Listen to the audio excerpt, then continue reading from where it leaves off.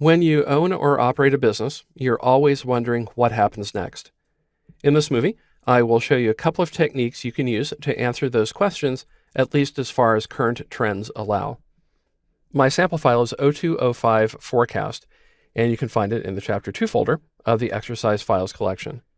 I'm on the trend worksheet in this workbook, and you can see that I have quarterly sales data for the years of 2021 and 2022. What I'd like to do is to get a forecast based on those values for the quarters in 2023. And you can do that using the fill handle. If you're not familiar with the fill handle, I will give you a quick demonstration of how it works. In cell D2, I'll type a 1, and then in cell D3, I'll type a 2. Then I will select cells D2 and D3. If you haven't used the fill handle before, it is the green square at the bottom right corner of a selected cell or cell range. If you want to drag the fill handle to extend values, select the two cells. You can also do more, as you'll see in a moment. Move your mouse pointer over the fill handle. It changes to a black crosshair, and then drag down, and you see that it extends the series. If I make the second value a 3, and then select the two cells, and then drag again, you see that it goes up, keeping the increment. This is a way of extending the trend linearly, so it's based on the line of best fit for this data. I'll go ahead and delete the values that I have selected just so they're not cluttering up the worksheet, and then I can extend the values in B2 through B9 by selecting those cells, and then I will grab the fill handle and drag down.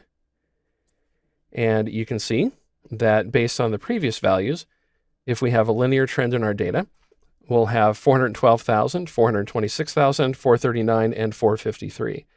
So even though there were increases and decreases based on quarters, overall the trend is up.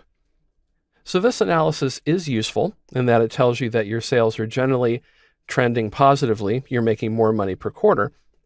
However, it doesn't account for any increases or decreases. For example, do you sell more in quarter 3 or less in quarter 4? So all this does is give you a general idea. Now I'll switch to the forecast worksheet, and I will show you how to use a formula to create a different kind of forecast. So click the forecast sheet tab, and I can see here that I have data about the distance that an individual traveled to get to a store, and then the amount that they spent once they got there. And I can scroll down and I see that I have about 26 rows of data. Let's say that I'm interested in predicting how much individuals who live 30 miles from the store would spend if they came. The scenario I have in mind is that we might target online ads to customers, potential customers, who live in a neighborhood about 30 miles away. So I will go to cell D2 and type 30. And then in cell E2, I will type my forecast formula. So I'll start by typing forecast, and then I will use forecast linear. So I'll move down to highlight that because I don't, in this case, want to use any sort of exponential smoothing, which is an advanced technique and is beyond the scope of this course. So I have linear forecast, press tab, and then the X is in cell D2. That's the number of miles driven, then a comma. The known Ys, and it is easy to reverse the order of these two columns. The known Ys are the amount that were spent. So this is the dependent variable, and it is dependent on the distance driven.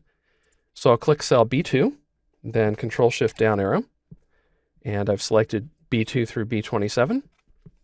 Scroll back up, and then type a comma, and the known X's are in A2 through A27, and I can just type that in. Right parentheses and enter, and I see that the predicted amount spent is about $56.29 if they came from 30 miles away. And looking at the data around that point, I see that I have people who traveled 50 miles, and they spent 67, 125, and 75. Okay, a little bit more. 45 spent 35, 2240, 2025, and 2050. So the predicted amount of 56.29 makes sense given the data that surrounds that point. One thing you shouldn't do is to use your data to make a prediction or forecast for a value that is outside of your data range. So if I click cell D2 and type in 200 and enter, you see that I get a predicted amount spent of 248.16, and that is a valid amount. The problem, of course, is that my data only goes up, as we see here, in cell A27 to 152 miles. And the question is whether someone who drives from a long way away would spend that much money. For example, if I type in 300 and enter, we get a predicted amount of 361, which is almost twice as much as the amount that the individual who came in from 152 miles away spent.